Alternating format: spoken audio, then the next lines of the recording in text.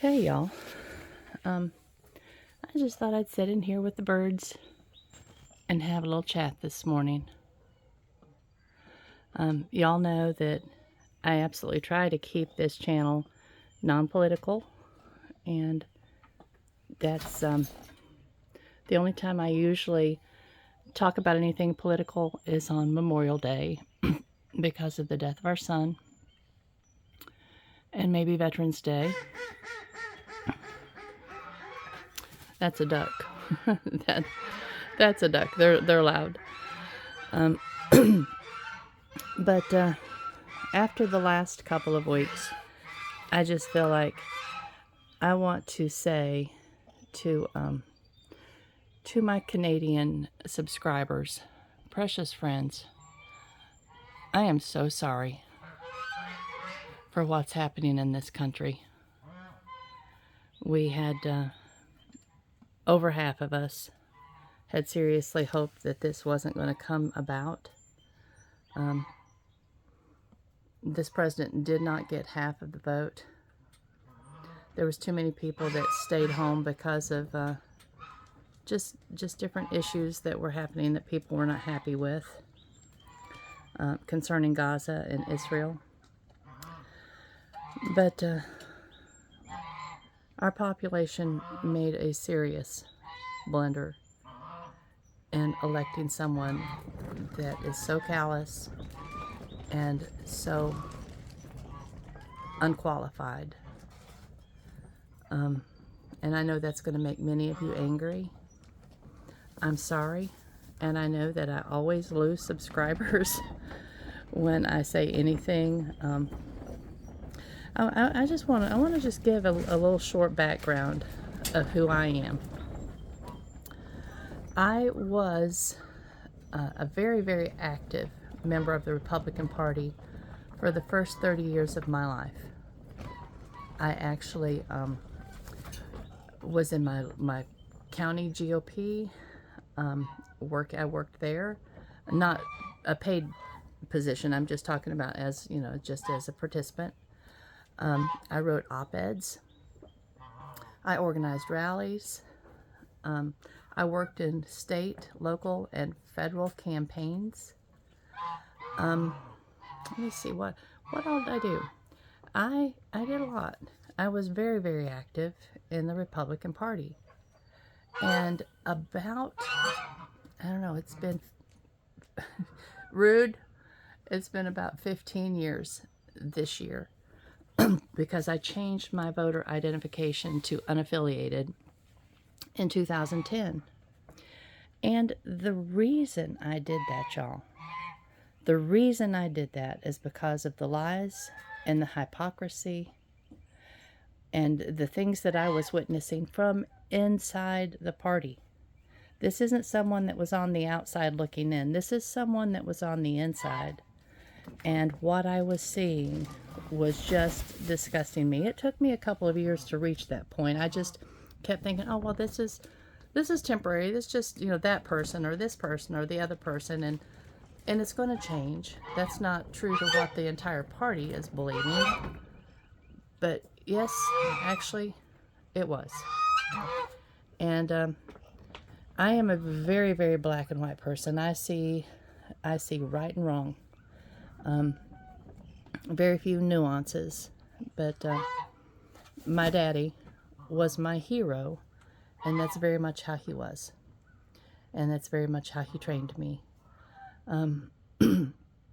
So anyway, I just I made my break with the Republican Party, but I continued to vote Republican in the presidential races. I was voting Democratic in some of the other races.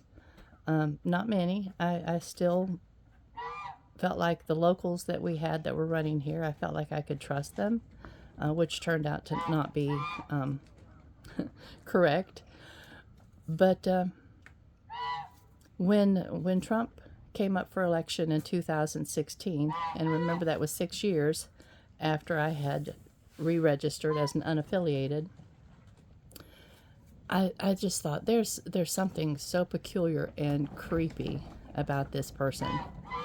But I had always voted Republican for the presidential space. Except my very first election, I voted for Jimmy Carter.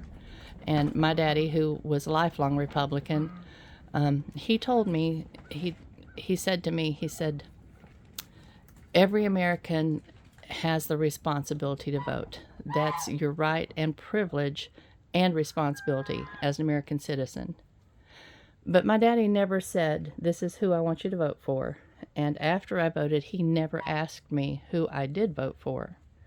But Jimmy Carter, there was something that I thought was very special about that man.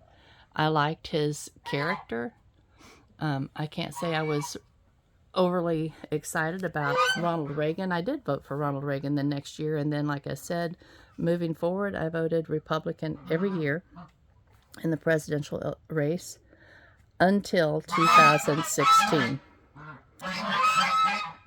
In 2016, I can't even tell you how many hackles were raised on my neck every time I heard Donald Trump speak.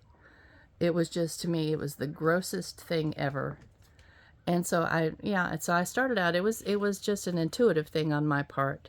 But I was going to give him the benefit of the doubt in that I started reading about him. I read newspaper articles about him where he lived, going back a number of decades. And you can do that through your library system. You can pull up old newspaper articles from a multitude of sources. But the New York Times, pull up some of the articles about Donald Trump throughout the 80s and 90s. And as I started reading these articles, I thought, he is not a good person. And I found a book called House of Trump, House of Putin. And it's written by Craig Unger. It's still in print. You can find it on Amazon. I'm sure there's other locations you can find it. But I read this book, and it absolutely turned my stomach inside out. Donald Trump was such a bad businessman, and I know he lies and tells everybody what a wonderful business person he was. He inherited over $400 million from his daddy. Not the $1 million that he lies and says. But he started...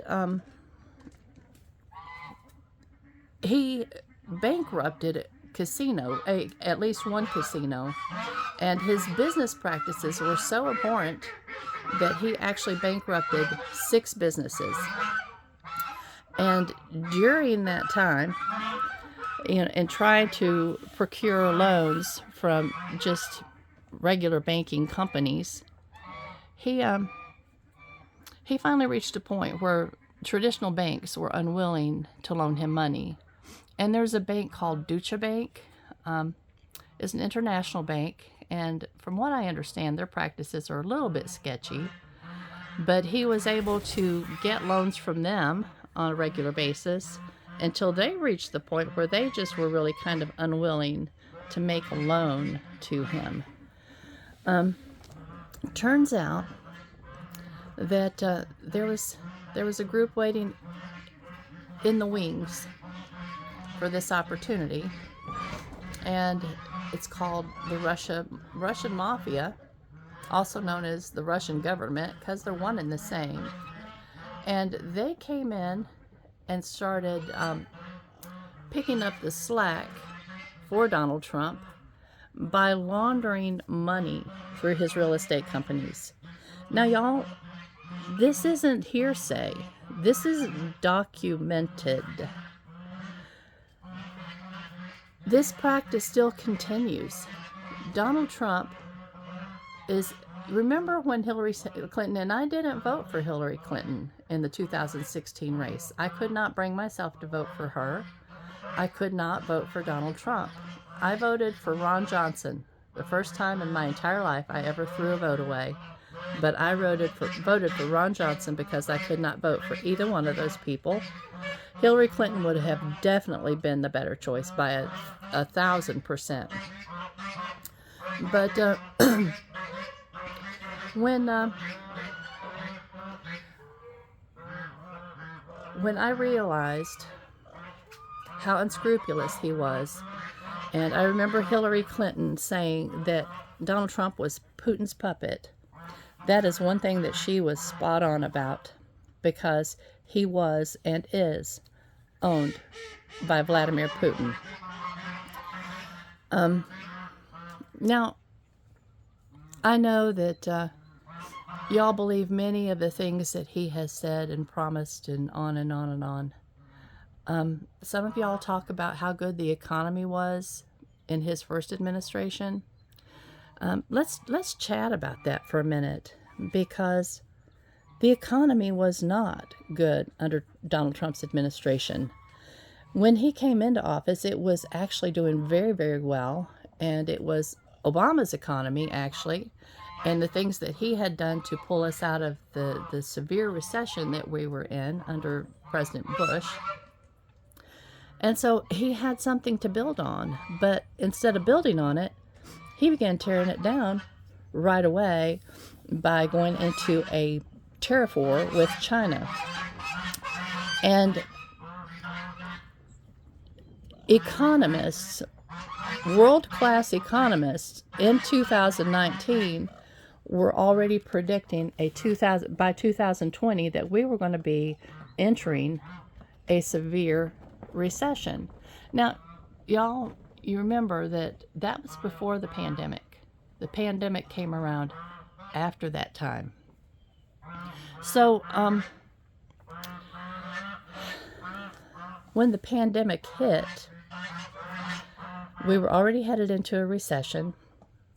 Because of the tariff wars, the American farmer was struggling tremendously and had to be bailed out by over $40 billion in taxpayer money, because of their biggest market is China, and they could not do business with them because of the tariffs that were imposed by President Trump. It turns out that many of the farmers that lost their markets during the Trump tariff wars in the first administration never regained them. That move tremendously hurt the American farmer, and they've never totally recovered, because what happened during that tariff war, China, they went to other nations. They found other markets to meet the needs of their people. And after the tariff wars lifted, they stayed there. It was just more comfortable, and they had found good markets, and they weren't going to give those up. So the American farmer never fully recovered from Trump's tariff wars the first time around. Okay, then the steel market. Now, my brother that I'm talking about, he resists saying that the closure of his company was due to Trump, but my brother is very much a Trump supporter, so obviously he's going to make that statement. But the steel industry was hurt tremendously, and the markets around the world, especially China, found other markets to provide their steel. And the company that my brother worked for in Dearborn Heights, Michigan, Great Lakes Steel, closed down. They shuttered after 100 years in business. Well, they never reopened, obviously. And my brother was able to retire. He had started working there at age 18, and he was, I think, at 64, maybe 60. He was planning on working till 67, but he kept his pension. So many of those young men and women in that company that were 20, 22 years in, they lost their pension after that many years of working for a company. And y'all, it was because of Trump's tariff wars. That's just two of the industries that were damaged. Y'all, we're getting ready to see that and so much worse. What's happening in our country, you can't even keep up with the volume of stupidity that's happening right now. And let me explain something to y'all. If I'm a history buff, so I have over my lifetime spent a great deal of time studying the history of the United States and world history. When Hitler uprooted the democracy of Germany and turned it into a fascist authoritarian government, he did so by lying to his people over and over and over again. Outrageous lies. Lies that any, you would think, not a normal person shouldn't believe. It's just like, why would you believe this? But that is the authoritarian playbook. If you lie and you lie and you lie and you lie often enough, and the bigger the lie, sometimes apparently the better, then over time, hey dude, that was cool. Over time, people will tend to believe you. I don't understand that, but apparently it is a psychological phenomena. And that, y'all, is what has happened in our country. Trump has lied so much, so big, and so often that people believe his nonsense. It's unfathomable to me. It is totally unfathomable. Well, here we are. We are in the middle of an authoritarian takeover of our government. It's what I see happening is something called an oligarchy, and if you check out Russia, that's exactly the type of government that they have. The wealthiest in their nation are in charge. Of course, Putin's the top dog; he gets to make the final decision. But the rich in that country and Putin hold the reins. They don't have a parliament or a Congress or anything that makes decisions for the people.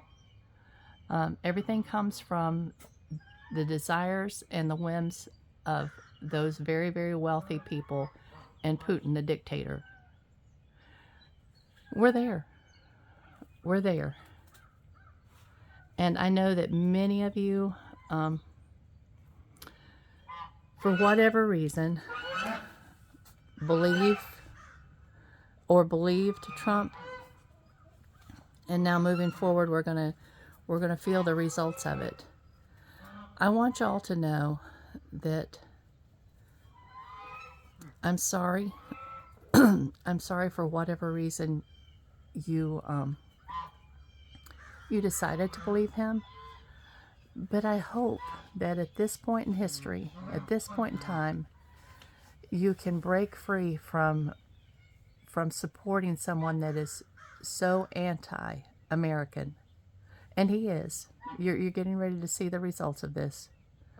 He is so anti-American, and he is so pro-authoritarian government that he is making decisions that is damaging the working class in this nation on every front. It's going to be a hard 4 years. I'm hoping that our Congress will grow a spine.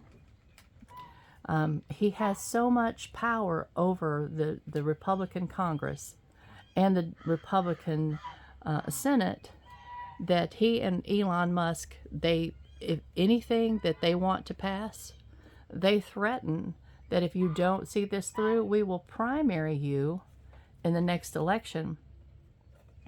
And unfortunately, our Congress people and our senators care more about keeping their seats than they care about the American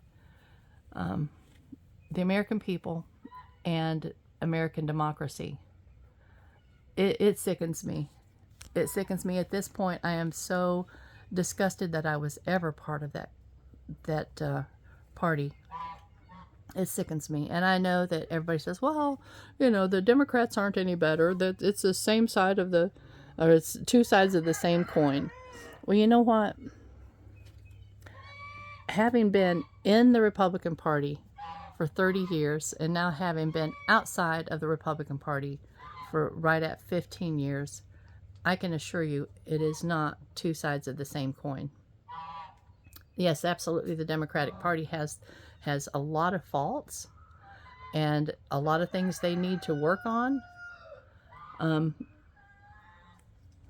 But if you want a party that's more in tune with the needs of the American people, they're just not very good at they're not very good at explaining things. They just think that everybody thinks at a higher level than we tend to do as a nation. They tend to think that most people think at the level of a lawyer, and unfortunately, many of the people in our Congress and in our Senate are lawyers. That is at this point in time preferable over to having people like Marjorie Taylor Greene that can't think for a moment outside of the QAnon conspiracy theories. But you know, it is what it is, and I don't know what the answer is right now.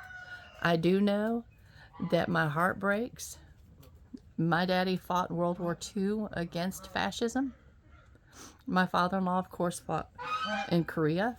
My son's in Iraq and Afghanistan. And I see all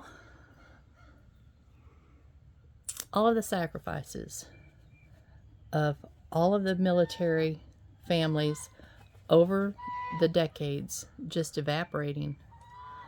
And I am so concerned that Trump is going to call on our military to do things that are absolutely unconstitutional against the American people.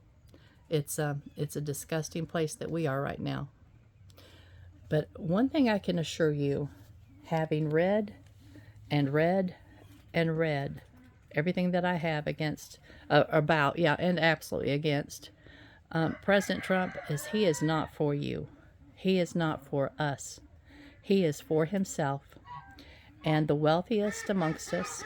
And he is creating an oligarchy. I don't even think he really cares whether the American economy survives, because I think he is so much in Putin's pocket that he probably has, and this is my own little conspiracy theory, and I am not a conspiracy theorist, but I think that he has more invested in Russia's success than he does in ours. Now, how that plays out for him economically, I don't know. I have no idea. But I do know that he doesn't care about us. Y'all, he does not care about us at all, in any respect. I don't know where we go from here. I think that if the Congress had a spine at all, they would be impeaching him. He has done multiple things that are illegal. He has done multiple things that are unconstitutional. And all of this within less than 2 weeks. Less than 2 weeks. He has almost 4 years left. What damage can he bring? Right now, we're getting ready to suffer an amazing amount of price increases because of his tariff wars with China, with Canada, and with Mexico. Now, he makes the excuse that with Canada and with China, with Mexico, that he wants them to stop the flow of fentanyl and stop the flow of migration across their borders. Now, understand that Canada has less than 1% of the fentanyl that flows into this country coming across their borders, and less than 1% of the migration coming across their borders. They have invested over $1 billion in increasing the patrols on the Canadian border. They have done everything that Trump has requested, and yet he is trying to destroy their economy.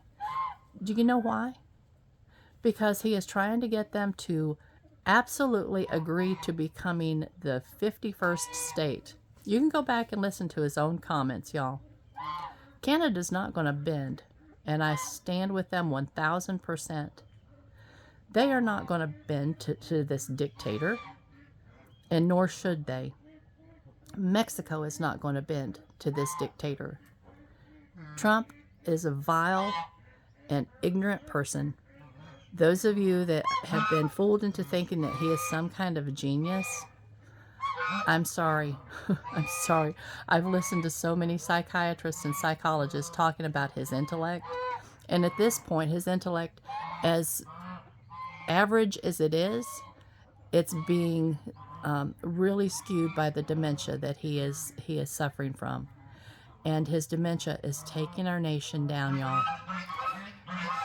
Do me a favor if you love America and call your congresspeople and insist that they bring impeachment articles against this president, and then call your senators and insist that they convict. He needs to be removed from office. J.D. Vance will take his place, and I'm not certain that he will be a whole lot better. I think that at least he's not demented. But y'all, let's do what we can to save our nation. I don't know that we can survive 4 years, and you know that I do not try to convince anybody to vote politically the way that I vote. I do give my opinion sometimes, rarely, but right now I'm worried. I'm worried about this nation. And those of you that choose to leave my channel, I wish you the best. I wish you Godspeed. And I hope that as time moves forward, you'll see that what I'm telling you is true. If it doesn't come about the way that I think that with all my heart that it will, then that's good. That's good for all of us. But if it does, just remember this. And remember that Trump has never been for you. He has only been for himself. I love y'all. And Canada, Mexico, I'm sorry. I apologize for those of us that want to see our alliances with your two nations strengthened, because we are neighbors and we are hopefully going to become good neighbors again. Love y'all. Bye-bye.